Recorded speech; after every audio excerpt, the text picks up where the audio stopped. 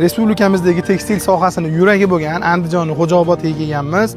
Invest Davr Tekstil Imlionsa juda ko'pchilik yaxshi taniydi.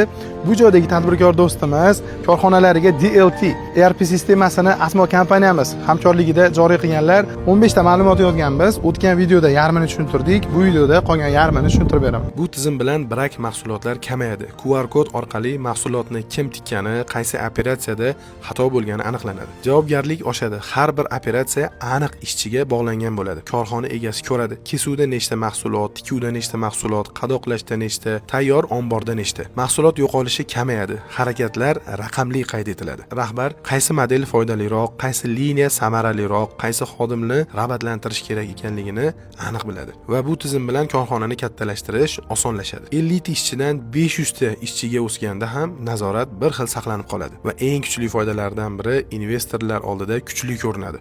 Raqamlashtirilgan ishlab chiqarish, zamonaviy boshqaruv, aniq statistika va shaffof hisobot beradi. Korxonangizni raqamlashtirishda Asmo kompaniyasining xizmatlaridan foydalaning.